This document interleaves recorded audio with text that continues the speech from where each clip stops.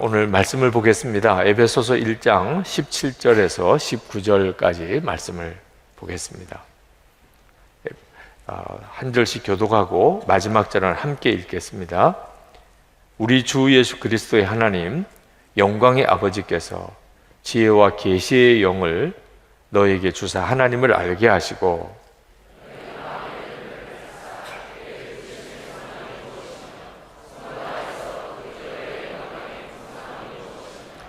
그의 힘의 위력으로 역사하심을 따라 믿는 우리에게 베푸신 능력의 지극히 크심이 어떠한 것을 너희로 알게 하시기를 구하노라. 아멘. 자, 여러분 모두가 다 살아계신 하나님을 만나는 그런 은혜로 그 깊은 은혜의 세계로 들어가게 되기를 축복합니다. 하나님을 만난 사람은 믿음이 확 달라집니다. 사람의 믿음이 똑같지가 않습니다. 하나님을 만난 체험이 우리의 믿음을 바꿉니다. 저에게 상담 메일이 굉장히 많이 옵니다. 솔직히 다 응답을 해드릴 수가 없습니다. 참 안타깝게만 그냥 읽고 넘어갈 수밖에 없는 메일도 많습니다. 그런데 저에게 상담해오는 많은 사람들의 대부분의 문제는 믿음의 문제입니다. 믿음이 크다면 문제가 안 될 것인데 믿음이 적으니까 문제가 되는 거죠. 그래서 정말 기도하는 수밖에 다른 길이 없습니다. 목사님, 저는 이런 경우에 어떻게 하면 좋습니까? 제가 드릴 수 있는 답이 없어요. 그분의 믿음이 어느 믿음인지에 따라서 전혀 다르니까요. 그래서 믿음이 강해지기를, 큰 믿음이 되기를 기도하는 수밖에 없을 때가 많습니다. 지난 월요일 젊은이 교회 부모를 위한 특별 새벽 기도회를 했는데 월요일 설교를 제가 했습니다. 설교 준비를 하고 젊은이 교회 새벽 기도회가 모이는 비전홀에 가는데 계단에서 어느 여성도님 한 분이 저를 이렇게 붙들었어요. 그날 그 자리에서 상담과 기도가 이루어졌습니다. 그분은 우리 교인이 아니세요. 암 진단을 받았습니다. 그리고는 정말 두려운 마음으로 저를 만나려고 새벽에 교회를 찾아온 겁니다. 예수님을 그동안 나름대로 잘 믿었다고 생각했는데 왜 내가 암이 걸렸나? 하나님으로부터 버림받은 것 같, 예수님도 나를 떠난 것 같은 그런 극심한 두려움에 사로잡혀 계셨어요. 제가 그 성도님을 뵙고 너무 짧은 시간에 밖에는 상담해 드릴 수도 없는 것 때문에 마음이 안타까웠지만 예수를 잘 믿는 것과 암에 걸리는 것은 전혀 상관관계가 없습니다. 예수를 잘 믿는 사람도 암에 걸립니다. 참 귀한 목사님도 암에 걸립니다. 그건 믿음이 없어서 그런 게 아닙니다. 예수님이 버려서 그런 것도 아닙니다. 그 여성도님의 문제는 자기에게 암이라고 하는 문제가 생겼는데 이것을 믿음으로 바라볼 수 있는 눈이 아직은 없으신 것입니다. 그동안에 예수님을 믿는다고 했었지만 암이라고 하는 문제에 딱 부딪혀 보니까 그 믿음이 그 암이라는 문제를 이겨낼 수 있을 만큼 크지 못하다는 것이 드러난 것뿐입니다. 그래서 제가 그 성도님에게 하나님께서 이번에 이 암을 통해서 성도님의 믿음을 놀랍게 키워주실 것입니다. 그러면서 하나님, 왜 나를 버리셨나요? 이렇게 기도하지 않고 하나님, 제게 암이 생긴 것에 대해서 감사합니다 라고 기도하는 순간부터 하나님의 역사가 일어나게 될 것입니다.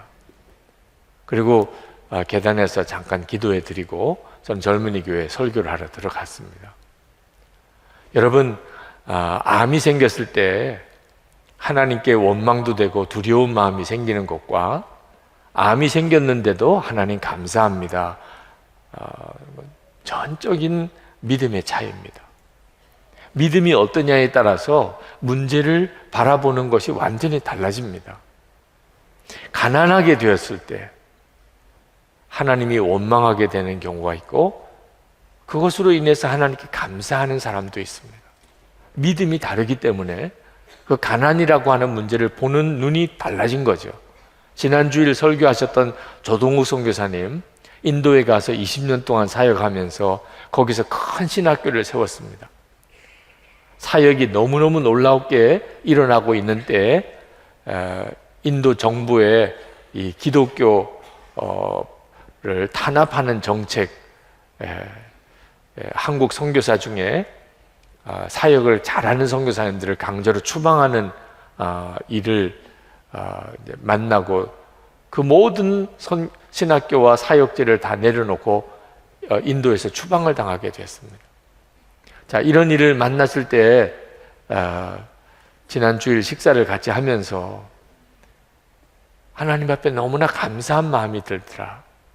너무너무 마음이 편안해지고, 그리고 추방당하는 바로 그 순간에 너무 마음에 이 일로 인해서 감사한 마음이 들더라. 그런 고백을 하셨어요. 어떻게 그게 가능하죠?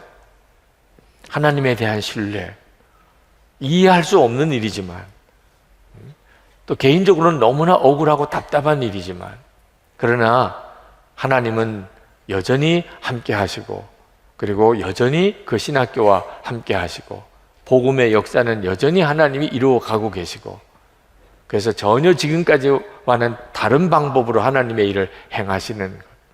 그리고 이제 그 신학교가 이제 인도 목회자들을 중심으로 자립하고 또 그 현지화해야 되는 일을 하나님이 이렇게 하나님이 이루어 가신다고 신뢰할 수 있게 되니까, 그러니까 이와 같은 일을 만나서도 감사하게 되는 거예요. 믿음이 다른 거예요, 믿음이. 그러니까 오늘 이 시간에 우리가 하나님 앞에 드리는 대부분의 기도는 사실은 믿음이 달라지면 기도가 달라져 버립니다. 그래서 하나님이 때때로 우리의 문제를 구하는 대로 즉각 해결해 주시지 않으시고 기다리시는 때가 있어요. 왜 하나님이 응답을 안 해주시나 라고 생각하지 말고, 하나님은 그런 상황을 통해서 내 믿음을 변화시키려고 하신다는 것을 여러분이 꼭 기억해야 합니다. 저는 어려운 분들의 도움 요청을 많이 받습니다. 목사님도 선교사님도 또 뭐 어느 기관에서도 어느 교회에서도 도와달라는 요청이 메일로 전화로 계속 많이 옵니다. 어떤 때는 그런 요청을 받을 때 마음에서부터 짜증스러운 마음이 일어날 때도 있어요. 내가 무슨 돈이 있다고 내가 이걸 다 도와줄 수 있나? 아니 그렇게 전화 한 통만 하면은 되는 건가? 이런 생각이 들 때도 있습니다. 근데 그때마다 하나님이 제게 말씀을 통해서 깨우치세요. 남을 돕는 일을 기쁘게 여기는 것이 복이다. 도와도 짜증나게, 억지로, 인색하게 그렇게 돕는 것은 복을 걷어 차는 것이라는. 잠언 11장 25절에 구제를 좋아하는 자는 풍족하여질 것이요 남을 윤택하게 하는 자는 자기도 윤택하여지리라. 여러분, 구제를 좋아하는 자는 풍족하여질 것이요. 여러분은 구제가 좋습니까? 도와달라는 요청을 받으면 기쁩니까? 자꾸 받으면 더 기쁩니까? 또 도와달라고 그러면 더 기쁩니까? 믿음이 다른 거예요, 믿음이. 그게 좋을 리가 없지요. 자꾸 도와달라는 사람 많으면 그게 어떻게 좋기만 하겠어요. 그런데 믿음이 달라지면 이게 내가 복이구나. 나에게 도와달라는 사람이 많은 것이 이게 복이구나. 어떻든지 뭐 없는 것 가지고 도울 수는 없지만 어떻게 해서든지 도울 수 있도록 해봐야 되겠다. 그렇게 내가 도와보려고 애를 썼는데도 못 돕는 경우는 그건 내 책임은 아니에요. 뭐 남의 거 도둑질해서 도울 수는 없잖아요. 그런데 인색한 마음이 들면 그럼 복을 걷어 차는 거예요. 도울 수도 있는데 안 도왔다. 이건 복을 걷어 차는 거예요. 개인도 그렇고 교회도 그렇습니다. 믿음이 다르게 만드는 거예요. 여러분, 우리가 정말 믿음이 성장해야 하는데, 믿음이 커야 하는데, 이 믿음이 그냥 커지는 게 아닙니다. 오늘 에베소서 1장 17절에서 19절 말씀을 읽은 것은 우리 믿음이 어떻게 커지는가에 대해서 사도 바울이 아주 중요한 세 가지 은혜를 말씀하고 있기 때문에 오늘 이 밤에 여러분들이 이 말씀을 통해서 여러분의 믿음이 놀랍게 커지는 밤이 되기를 축복합니다. 첫 번째는 하나님을 아는 은혜입니다. 17절에 우리 주 예수 그리스도의 하나님이신 영광의 아버지께서 지혜와 계시의 영을 여러분에게 주셔서 하나님을 알게 하시고, 여러분, 하나님을 알게 되는 것이 엄청난 은혜입니다. 어떤 청년과 상담을 했는데 어느 자매와 교제를 하게 됐는데 그 자매가 우리 교회를 나오는 자매예요. 자기와 결혼하려면 예수를 믿어야 자기는 결혼을 허락하겠다. 그래서 그 자매와 결혼하려고 교회를 나온 겁니다.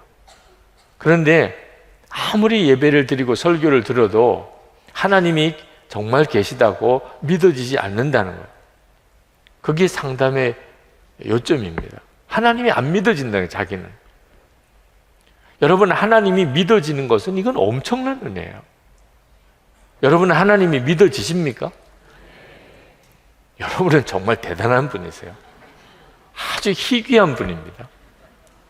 믿어지지 않으면 여기는 다 그렇게 하나님이 믿어지는 분들만 이렇게 한 1000명 가까이 모였지만 요 조금만 바깥으로 나가면 하나님 안 믿는다는 사람이 대부분이에요. 안 믿어진다는 거예요. 어떻게 하나님을 믿느냐. 여러분을 보면 신기해해요. 어떻게 하나님을 믿느냐. 우리는 하나님을 믿게 되는 것 자체가 얼마나 놀라운 은혜인가를 잘 모릅니다. 이건 하나님이 우리에게 지혜와 계시의 영을 주셔서 하나님을 알게 하신 거예요. 영국의 아주 위대한 정치인 윌리엄 윌버포스라고 하는 의원이 있습니다. 그분은 영국의 노예 제도를 완전히 폐지시킨 아주 유명한 분이죠. 아주 신실하신 분입니다. 목사가 되고 싶었는데 주위에 있는 분들이 억지로 말려서 당신의 사명은 영국 국회에 들어가서 영국이라고 하는 나라 전체를 위해서 당신이 섬겨야 되는 것이라. 그래서 그가 평생 죽을 때까지 국회의원으로, 그리고 영국의 노예 제도를 폐지하고 모든 악습들을 폐지하는 일을 했던 분입니다. 그분에게 친구가 있었는데 윌리엄 피트라고 하는 당시 영국 수상이었습니다. 어느 날 이 윌리엄 피트를 데리고 주일 예배를 드렸습니다. 윌리엄 피트도 기독교인이긴 했습니다. 그렇지만 그는 형식적인 그리스도인이었습니다. 그날 설교하신 분은 리차드 세실이라고 하는 목사님이셨는데 대단히 유명한 설교자였습니다. 그날 윌리엄 윌버포스는 엄청난 은혜를 받았어요. 성령의 충만함을 그렇게 경험한 설교가 그렇게 많지 않았다고 했을 정도로 그는 대단한 은혜를 받았어요. 그런데 예배가 끝나고 난 다음에 차를 마시는 시간에 함께 갔던 영국 수상이었던 윌리엄 피트가 윌리엄 윌버포스에게 이렇게 말을 했습니다. 여보게, 오늘 설교 내용이 무엇이지?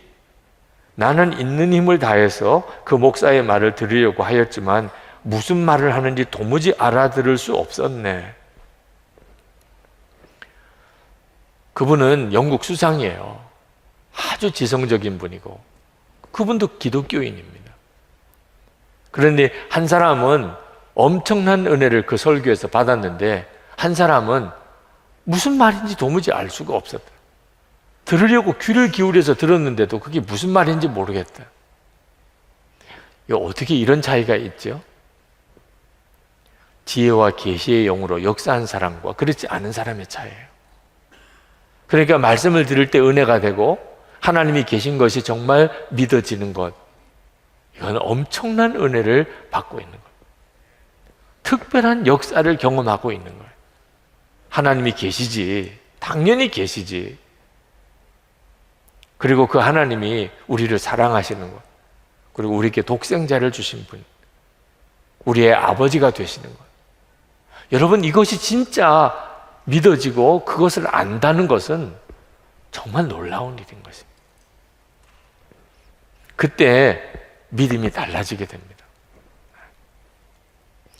마태복음 16장 16절에서 베드로가 예수님께 신앙 고백을 합니다. 주는 그리스도시요 살아계신 하나님의 아들이시니이다.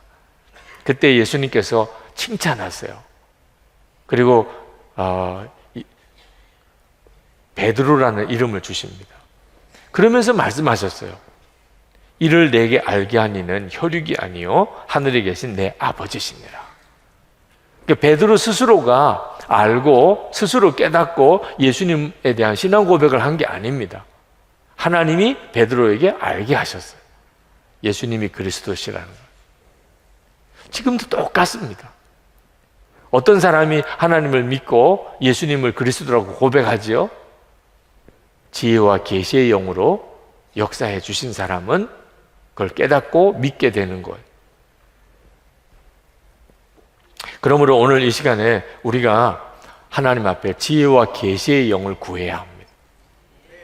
우리가 오늘 기도할 제목이 참 여러 가지로 많지만 성령께서 우리가 진짜 구해야 될 것에 대해서 말씀하시는데 지혜와 계시의 영을 저에게 주셔서 하나님을 알게 해 주옵소서.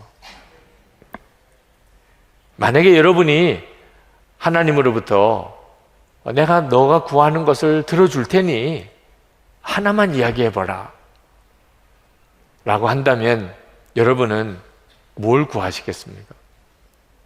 모세에게 이런 일이 있었어요. 여러분이 만약에 한 가지를 하나님께 구하면 하나님이 들어주신다고 했을 때 나는 무엇을 구할까? 그게 진짜 내가 구하고 있는 거거든요. 그걸 생각해 보면서 모세는 무엇을 구했나 하는 것을 한번 읽어볼 필요가 있습니다. 출애굽기 33장 13절 내가 참으로 주의 목전에 은총을 입어싸우면 원하건대 주의 길을 내게 보이사 내게 주를 알리시고 나로 주의 목전에 은총을 입게 하시며 이 족속을 주의 백성으로 여기소서. 모세는 오직 주님을 내가 더 알기 원합니다. 그걸 주님께 구했어요. 왜냐하면 지혜와 계시의 영으로 무엇이 가장 중요한 건지를 알았기 때문에 내가 하나님을 아는 것이 가장 중요한 것이다. 거기에 비하면 돈, 건강, 성공은 다 아무것도 아니에요. 하나님을 내가 아는 눈이 뜨이는 것이 가장 중요해요. 나머지는 다 뒤따라오는 것뿐이에요. 오늘 이 시간에 하나님이 여러분에게 은혜를 주신 것을 깨닫게 되기를 축복합니다. 내가 오늘 여기 이 자리까지 오게 된 것 자체가 이게 엄청난 은혜를 내가 받고 있는 것이구나. 두 번째로 사도 바울은 하나님의 나라의 소망을 갖게 되는 은혜를 말씀합니다. 18절에 여러분의 마음의 눈을 밝혀주셔서 하나님의 부르심에 속한 소망이 무엇이며 성도들에게 베푸시는 하나님의 영광스러운 상속이 얼마나 풍성한지를 여러분이 알게 되기를 바랍니다.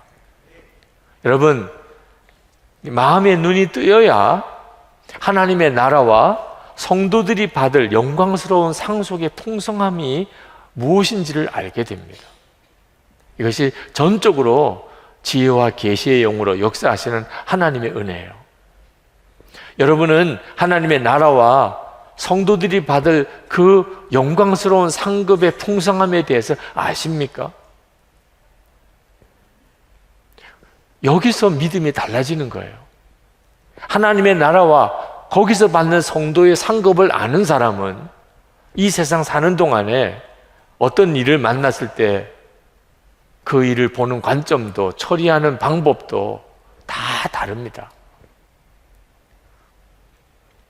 성지순례 갔다가 요르단을 이렇게 보는 여정에서 가이드하는 집사님이 참 귀한 집사님이 계셨어요.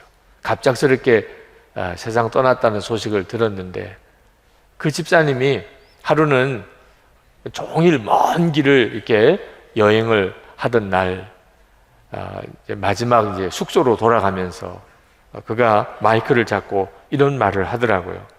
여러분 피곤하고 힘드시죠? 그러나 이제 집에 갑니다. 밤이 늦고 배가 고파도 갈 집이 있다는 것이 얼마나 좋습니까? 어두워도 걱정 없고 배고파도 걱정 없습니다. 집이 있으니까요.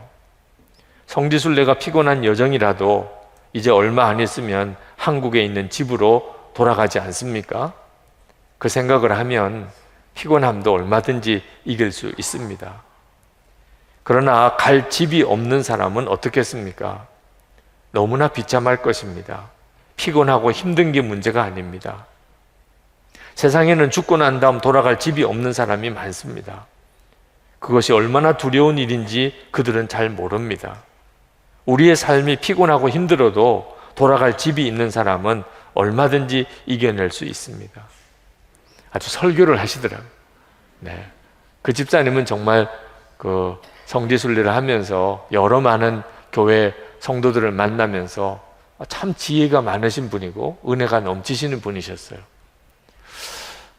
정말 그렇습니다. 여러분, 하나님의 나라와 성도가 받을 상급을 정말 아는 사람은, 그러면 우리가 이 세상 사는 동안에 피곤하고 힘들고 어려운 일이 많아도 그게 그 사람에게 크게 영향을 끼치지 않아요. 마치 하루 종일 일하고 피곤하고 어려운 일을 많이 겪어서도 돌아갈 집이 있는 사람, 그럼 집에 가서 쉴 수 있는 거죠. 집이 있으니까 그게 얼마나 중요한지를 잘 몰랐던 거예요. 근데 집이 없는 사람을 생각해 보세요. 집이 없어요. 그건 피곤한 게 문제가 아닙니다. 오늘 하루 일이 힘들었던 게 문제가 아니에요. 밤이 되었는데 갈 집이 없어요. 이건 정말 끔찍한 일이죠. 그런데 이걸 인생으로 한번 생각해 보세요. 우리가 인생을 살아가는 일이 크고 많은 어려움이 있지만, 그러나 돌아갈 집이 있어요. 죽고 난 다음에 내가 갈 집이 분명해요. 나는 그걸 알아요. 그러면 죽음의 두려움이 없습니다. 왜 죽음이 두렵지요? 죽음 이후에 돌아갈 집에 대해서 분명히 알지 못하니까 그렇습니다. 여러분은 진짜 하나님의 나라와 성도가 받을 그 풍성한 영광스러운 상급에 대해서 진짜 아십니까? 오늘 우리가 이 시간에 정말 기도해야 될 중요한 제목입니다. 그 은혜의 눈이 열리면, 그러면 우리에게 부딪히는 수많은 문제들에 대한 우리의 태도가 달라집니다. 마지막 날에 모든 사람들이 하나님이 계시다는 것을 알게 됩니다. 그러나 그것은 어떤 사람에게는 끔찍한 일입니다. 하나님을 믿지 않았던 사람, 하나님을 믿지 않고 살았던 사람에게는 그건 끔찍한 일이에요. 아마 그들은 그 순간에 자기 주변에 있었던 예수 믿는 사람들, 가족 중에나 친척 중에나 또는 친구 중에나 직장 동료 중에나 이웃 사람들에게 예수 믿는 사람이 자기 주변에 있었는데 자기에게 하나님이 계시다는 것을 분명히 전해주지 않은 것에 대해서 그는 아마 원망할 거예요. 가장 중요한 문제가 그 문제였으니까. 자기들은 믿고 있으면서도 왜 말해주지 않았지? 우리가 전도했지요. 그렇죠? 수많은 사람이 노방전도도 했고, 근데도 그 사람의 마음속에는 내가 좀 거부하고 귀찮아 하더라도 억지로라도 좀 끌고 하나님을 믿게 좀 해주지. 그런 원망이 있는 겁니다. 조금 더 간절하게, 조금 더 자주, 조금 더 많이 왜 그렇게 전도 안 해줬을까? 마지막에 가보면 다 그렇게 되는 거예요. 우리도 우리의 인생을 살아가는 동안에 우리 인생의 마지막을 보고 난 다음에 다시 여기서 산다면 우리 삶은 완전히 달라질 거예요. 돈 쓰는 것도 달라지고 시간 쓰는 것도 달라질 겁니다. 하나님의 나라와 성도가 받을 상급의 그 풍성함을 모르니까 이 세상 살아가는 동안에 완전히 바보같이 어리석게 사는. 경상북도 문경 그 지역은 금광과 석탄 광산으로 유명한 곳입니다. 일제시대 때 우리나라에 무슨 변변한 산업이 없었던 때, 그때는 우리나라의 주 산업이 광산이었습니다. 그래서 문경 그 점촌, 그 조그만 도시, 읍인데도 여관이 100개가 넘었을 정도로 일제시대 때 그렇게 그 돈이 풍족했던 지역입니다. 일본이 물러가면서 그 탄광 지분의 60%를 물려받은 장로님이 계셨어요. 황용석 장로님이라고. 저에게는 저의 작은 외할아버지가 되시는 분입니다. 그때 당시로는 그 정도의 지분이면 뭐 우리나라를 사도 살 수 있었다고 할 정도로 대단한 가치가 있었습니다. 그런데 그 황용석 장로님께서 그 지분을 다 교회에 바쳤어요. 그래서 예배당 터를 사고 예배당도 짓고 그리고 복음 전하고 하는 일에 그 돈을 다 바쳤습니다. 당시는 1954년 전쟁 고아 10명을 시작으로 신망애육원이라고 하는 고아원을 세우고 고아들을 돌보는 일을 시작을 했습니다. 지금까지 한 500명의 고아들을 먹이고 공부시키고 대학 보내고 그렇게 졸업을 시켜서 문경의 고아의 아버지다 이렇게 불려지는 분입니다. 그분이 돌아가셨을 때 신망애육원의 빈소를 찾아갔습니다. 장례식장하고는 전혀 다른 분위기의 그런 글이 벽에 붙여져 있더라고요. 오늘도 참 좋은 날이 될 줄 믿습니다. 큼지막하게 그 벽에 그렇게 붙여져 있었어요. 늘 그 장로님께서 그 글을 벽에다가 붙여놓고 그 고아들을 가르치고 먹이고 하던 글입니다. 고아지만 그러나 예수님 안에 있으니 오늘도 참 좋은 날이 될 줄 믿습니다. 믿음을 가지고 하루하루를 살아가라고 가르쳤던 그런 고아들에게 주는 메시지죠. 그 자녀들이 고백을 했어요. 아버지로부터 재산 물려받은 거, 돈 물려받은 거 하나 없습니다. 그 엄청난 지분을, 광산 지분을 받고도 자녀들에게는 제대로 하나 돈 물려준 게 없어요. 그런데 우리 자녀들 다 명문대학 다 나오고 남자 형제 5은 다 ROTC 장교 출신이고 아버지로부터 돈 물려받은 건 없지만 하나님을 믿는 믿음 물려받아서 다 잘 됐어요. 여러분, 어떻게 그렇게 할 수 있을까? 나라면 그렇게 못해. 그 엄청난 재정적인 지분을 어떻게 그렇게 다 교회에다가 바칠 수 있을까? 만약에 하나님 앞에 갔다가 돌아오면 달라질 거예요. 여러분도 똑같이 되었을 겁니다. 하나님의 나라를 보지 못하니까 성도가 받을 그 영광스러운 상급을 지금은 모르니까 그러니까 다 어리석게 사용하는 아끼고 모았어요. 인색하게 살았어요. 뭐 남아 있습니까? 그렇게 아끼고 모아서 좀 남아 있는 거 있습니까? 하나님이 나에게 주신 돈 어떻게 쓰느냐에 따라서 결과는 완전히 달라집니다. 남는 것은 무엇만 남지요?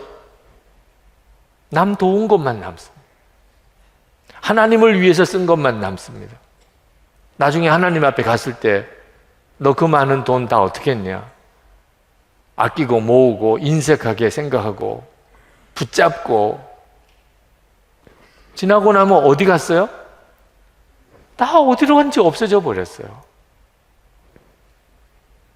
남 돕는 것만 남는 거예요. 하나님 앞에 갔을 때 비로소 눈이 열려요. 소망의 눈이 뜨인 사람은 돈 쓰는 것도 다르고 시간 쓰는 것도 달라요. 이게 마음의 눈이 열려야만 보이는 거라고 그랬어요.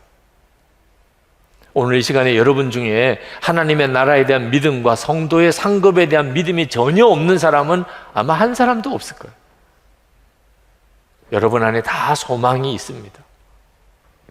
근데 그 소망대로 살지 않으니까 그 소망은 계속 아주 작은 것으로만 남아있는 거죠.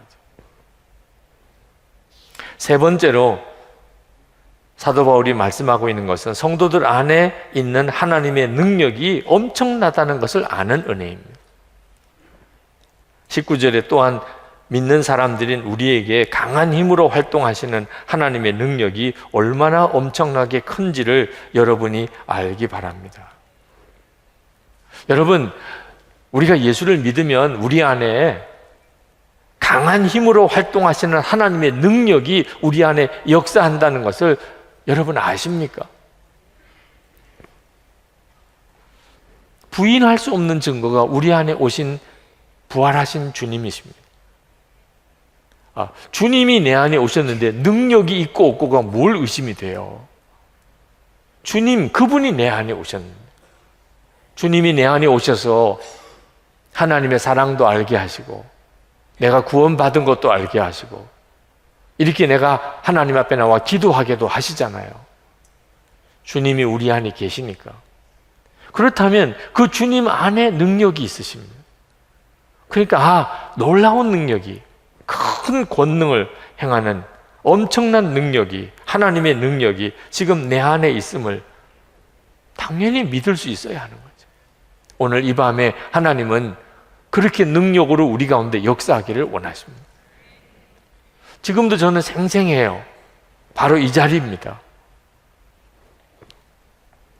공주대학교 교수였던 백기현 교수님, 대전중앙교회 권사님이십니다.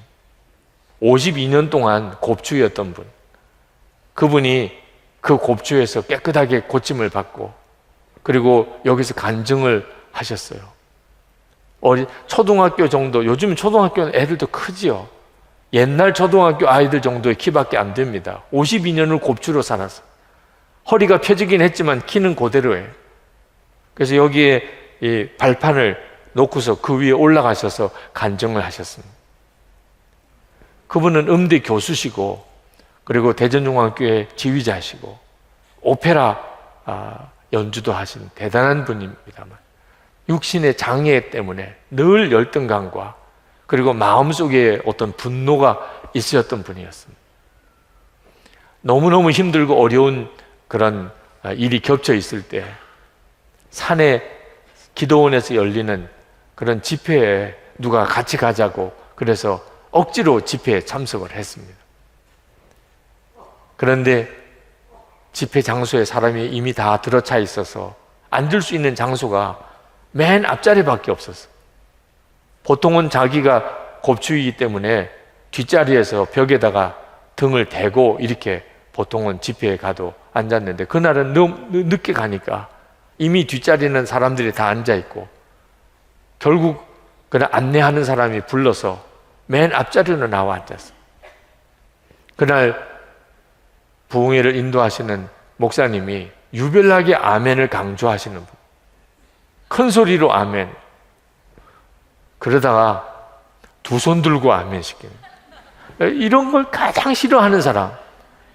겉으로는 사람이 참 겸손하고 사람들 앞에 아주 공손하게 태도를 보이지만 속으로는 굉장히 비판적인 사람이었던 이 백경 권사님은 정말 죽을 것 같았어요.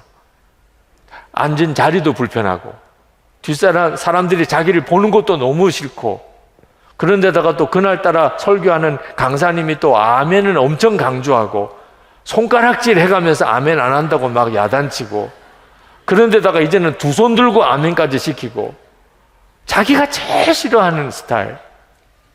근데 이제는 도망갈 수도 없고 설교는 시작이 됐고 거기서 뚜벅뚜벅 나갈 기도 용기가 안 생기고 그 순간에 탁 드는 생각이 시키는 대로 하자. 어떻게 하냐? 시키는 대로 하자. 근데 요 한 시간이라도 그냥 하라는 대로 두 손 들고 아멘 하면 두 손 들고 아멘 해보자. 그렇게 마음을 그냥 정했어요. 그래서 강사님이 두 손 들고 아멘! 그러니까 두 손 들고 그냥 시키는 대로 하자고 결심했으니까. 뭐 싫다 말다 생각하지 않고 두 손 들고 아멘! 했죠. 그러고는 역사가 일어난 거예요. 두 손 들 때까지는 자기 힘으로 들었는데 손이 안 내려오는 거예요. 옆에 있는 아내가 계속 손 들고 있는 남편, 이 사람 또 한성질 하는 사람이니까 강사님이 두 손 들고 아멘 하라고 그랬지 내리라고는 안 했기 때문에 계속 들고 있는 건 줄 알고, 여보 내려요, 내려. 사실 그 집회장에, 기도원에 집회를 하는데 맨 앞에 앉은 사람이 두 손 들고 계속 서 있으면 참 이상하잖아요, 그것도. 근데 안 내려와. 손이 안 내려와. 본인도 당황스럽고 옆에 있는 아내도 당황스럽고 뒷사람도 난감하고, 강사님이 보니까 아, 주의 성령께서 저를 만지시는구나, 그렇게 느꼈어요. 주께서 당신을 만지십니다. 그리고 3일 동안 하나님이 그 권사님을 온 몸을 뒤틀고 만지시기 시작하시면서 결국 척추가 깨끗하게 펴지는 역사가 일어났죠. 하나님은 정말 우리 가운데 계신가? 그렇다는 거예요. 사도 바울은 정말 그것을 믿으라는 거예요. 주님이 우리와 함께 계시다면 능력이 당연히 우리와 함께 있는 거죠. 오늘 이 밤에도 마찬가지예요. 우리가 그저 하나님을 알고 그리고 죽고 난 다음에 갈 천국과 하나님의 나라를 바라보는 데서만 그치는 게 아닙니다. 지금 우리 가운데 하나님은 강한 힘으로 활동하시는 하나님의 능력으로 우리와 같이 계십니다.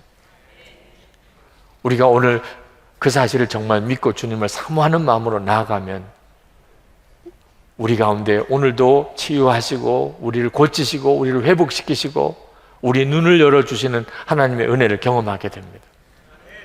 지난 월, 화, 수 3일 동안 행복 플러스 가정 세미나를 했습니다. 25가정 모여서 참 은혜로운 시간을 가졌습니다.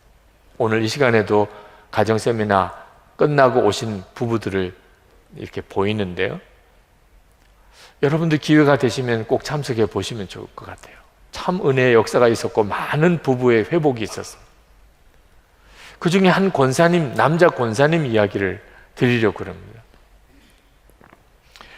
둘째 날 아침에 아침 식사를 할 시간이 이제 임박했는데 말씀 준비하고 기도 준비하고 그리고 시계를 보니까 급히 요 뒤에 있는 산책 코스, 등산 코스를 이렇게 걸어 오면 딱 될 것 같아요, 시간이. 그래서 아침에 운동을 하려고 급히 이제 운동화를 신고 마음에 조금 갈등이 생겼어요. 이게 시간이 맞을 수 있을까? 그렇게 고민하다가 갔다 오자.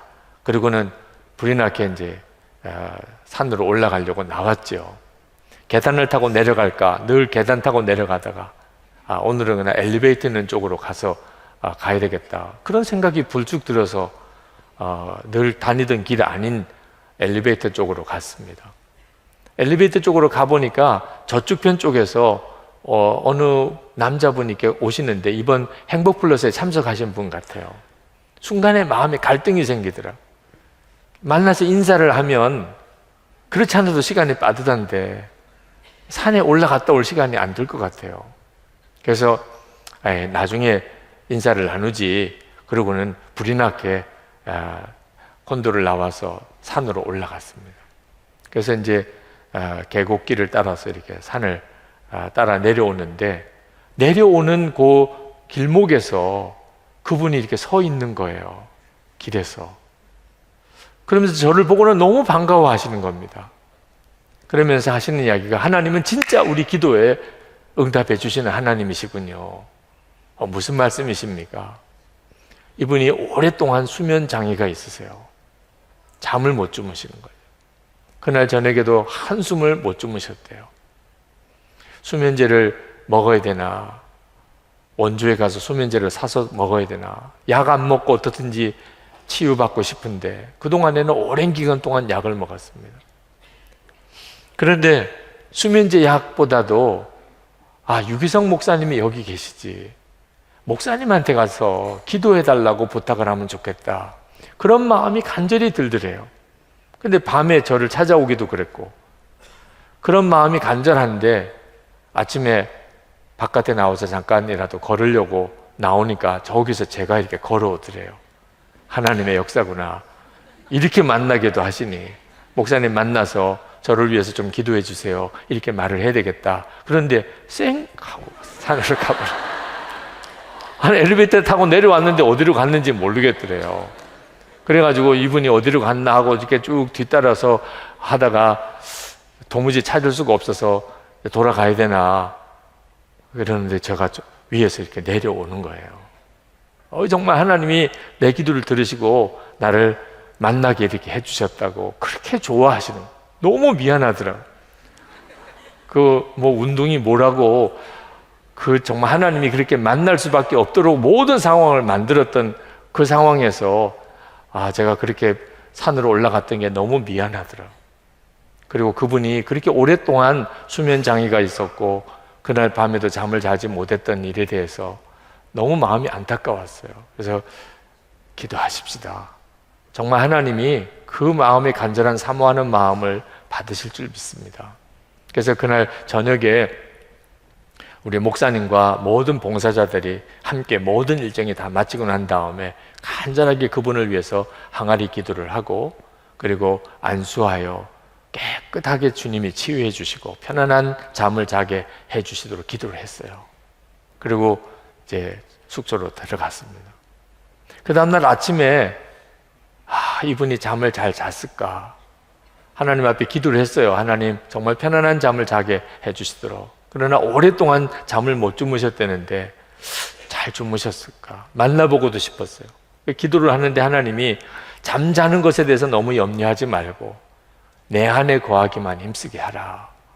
그래서 이 말씀을 전해드려야 되겠다, 그런 마음으로 그 다음 날은 제가 좀 기대하는 마음으로 그분을 좀 만났으면 좋겠다 생각을 가지고 나갔는데 엘리베이터 있는 쪽으로 가도 뭐 없으세요. 네. 뭐 먼저 가셨는지 나중에 나오실지도 모르니까 계속 기다릴 수도 없고, 그리고는 이제 산을 향해 올라가는데 어제 그분이 기다리셨던 그쪽으로 내가 산을 올라가 봐야 되겠다. 그러면 만났을 수도 있지 않겠나. 반대 방향으로 가려고 하는데 그분이 반대쪽 방향에서 내려오고 계신 거예요. 제가 조금이라도 먼저 움직였으면 또 못 만날 뻔했던. 그날도 참 하나님이 기가 막히게 역사하신 거죠. 첫째 날에는 만날 수밖에 없는 상황인데 제가 깨닫지 못해서 방황하다가 결국은 만났고, 두 번째 날에는 만날 수 없는 상황인데 하나님이 만나게 하셨어요. 궁금했었어요. 어제 잘 주무셨습니까? 잘 주무셨대. 너무너무 감사하게 어젯밤에 잠을 잘 자셨대. 너무 기쁘더라고요. 그래서 주님이 주시는 말씀을 전해드렸어요. 잠자는 거에 대해서 너무 걱정하지 말고 주님 안에 거하기만 힘쓰시라고 기도 중에 하나님이 그렇게 말씀하셨습니다. 그동안에 지냈던 일들, 또 하나님이 주셨던 은혜들, 가정의 기도 제목들 쭉 이야기를 같이 나누면서 그렇게 돌아왔습니다. 3일 동안에 가정 세미나 기간이지만 주님은 참 놀라운 하나님의 역사를 이루셨어요. 저는 오늘 밤에도 똑같다고 생각합니다. 오늘 밤에도 주님은 오늘 이렇게 나오게 하신 것이 그냥 내 생각만으로 나온 게 아니에요. 여러분은 무슨 기대를 가지고 오늘 밤에 오셨나요? 우리 안에 역사하시는 하나님이십니다. 우리를 치유하시고 회복시키시고 우리의 믿음을 일으키시고 우리의 삶을 놀랍게 변화시키시려고 하시는 주님이세요. 우리는 끊임없이 주님의 역사하심에 우리 자신을 내어드리는 믿음의 실험을 해야 됩니다. 1939년에 중국이 공산화되었는데 그때 중국 교회가 두 종류의 교회가 있었습니다. 한 종류의 교회는 목사님들도 계시고 또 교단적인 어떤 조직도 잘 갖추어지고 그리고 성경 지식과 신학적인 지식도 아주 풍성한 제대로 된 이런 제도화된 교회입니다. 그러나 주님이 함께 계시는 것에 대해서 분명히 믿고 성령의 하나됨을 따라서 하나님의 인도하심을 매 순간 그렇게 기대하는 이런 믿음은 없었어요. 지금 우리 한국 교회와 비슷합니다. 예배당도 있어요. 목사님도 계세요. 선교사님도 계세요. 신학교도 있어요. 교인들도 있어요. 교회 조직도 있어요. 장로님, 권사님, 집사님. 그런데 또 한 부류의 교회가 있었습니다. 그 교회는 주님이 우리와 함께 계시는 것을 정말 믿어요. 주님의 뜻을 어떻게 분별하느냐? 교회 지도자들이 모여서 성령의 하나 되게 하심을 믿고 그렇게 분별하고 하나님의 뜻을 찾아서 그렇게 순종하는 형태의 교회가 있었습니다. 1939년 중국이 공산화되고 모든 교회 문 다 닫고 모든 목사님들은 다 붙잡혀가고 모든 선교사들은 다 추방당하고 모든 신학교 다 폐쇄되고 전도하지 못하게 되고 기존 제도화된 교회는 다 무너졌습니다. 그런데 중국 교회는 절대로 무너지지 않았어요. 왜?